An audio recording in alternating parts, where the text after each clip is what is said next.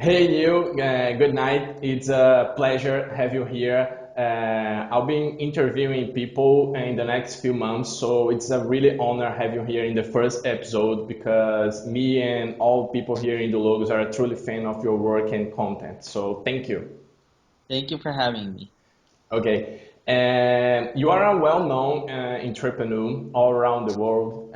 You were elected by Entrepreneur Magazine as the number one marketeer in the world. But you are also a serial entrepreneur. You've launched companies like Crazy Egg, Metrics, Hello Bar.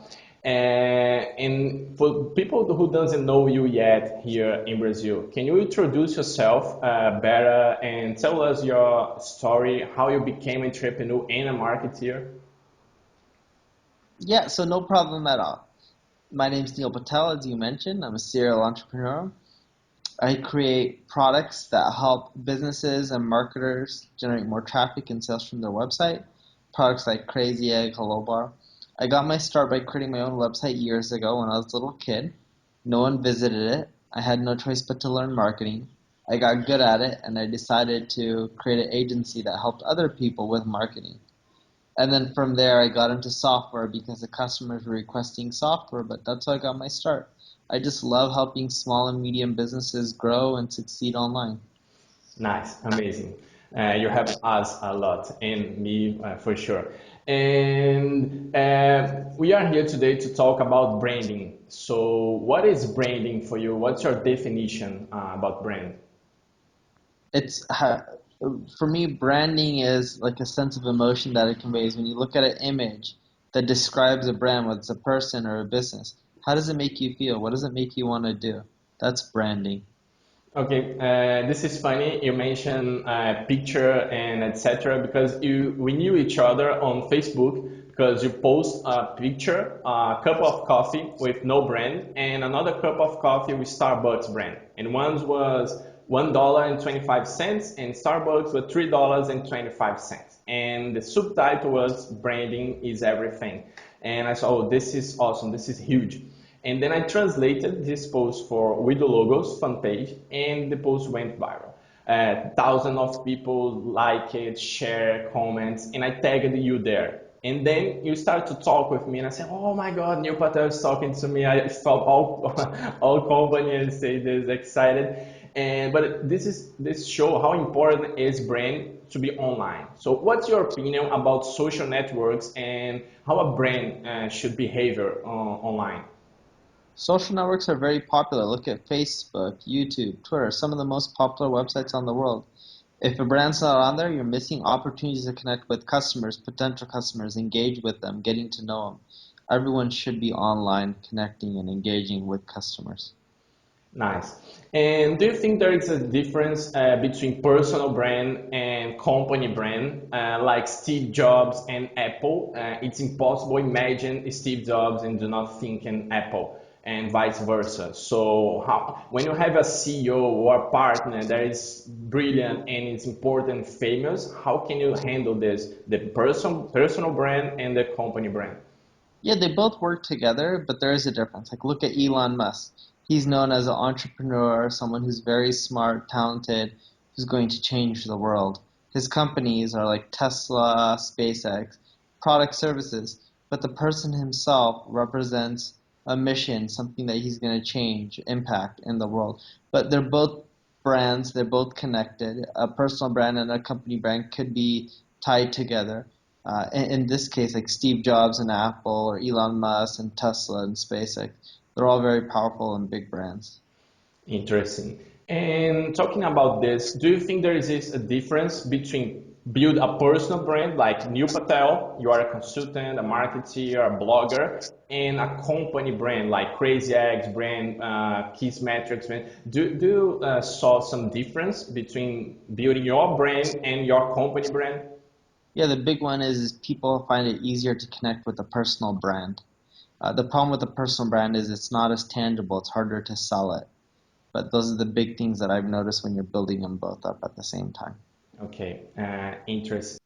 We have a group of startups here in Rio de Janeiro. The name is Cariocas, and one guy from there, Fabio Seixas, had a company, Lead Grid, and he asked me to ask you a question. And how do you think it's brand for B2B SaaS startups in early stage, and how to do it? And I just add a compliment in his question. Do you think there exists a difference between SaaS company or e-commerce or marketplace companies? From a brand perspective, there's not much of a difference.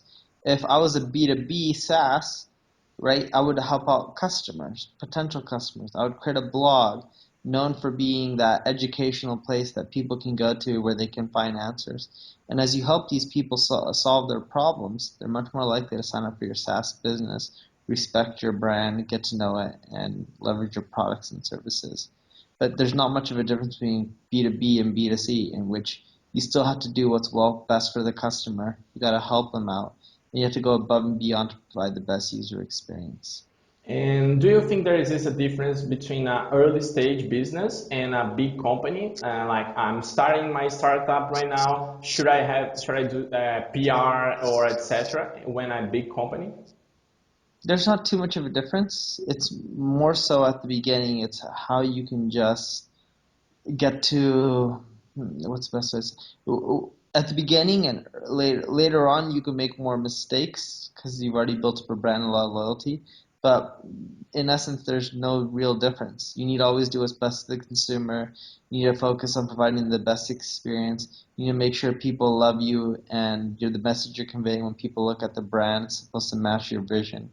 But there's not much of a difference between a startup and an older company. The biggest difference is the older the business has a bigger brand, they can do more things because they're a larger company. Yeah, yeah. This allow me to the next question. Right now, you are a famous guy. You are a Neil Patel. You are a brand as yourself. So, how is the difference between now and then when you are starting to as a marketeer? Right now, you have more invitations. You have to do PR. You have to do to events. How you can connect this? It was just more work when I was starting off. Now it's easier because I've already built the brand, but it's a lot more work when you're first starting off. Okay, and I have a question here. We are almost ending this. Sorry, it's sad, but I have a question about off topic. It's not about branding, but when I start to work with marketing, I found a lot of difficult to find great content, great interviews, great podcasts, great blogs.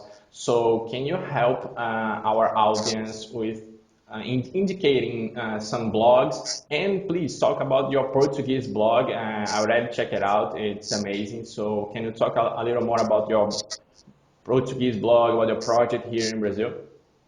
Yeah, there's Marketing de Contido, there's Five Saleto. Their blog that I'm creating is neilpatel.com/br. And the overall goal is I just want to educate. I want to provide Brazil with the best content out there. In America, there's so much good content, but when I look at places like Brazil, there's not enough good content.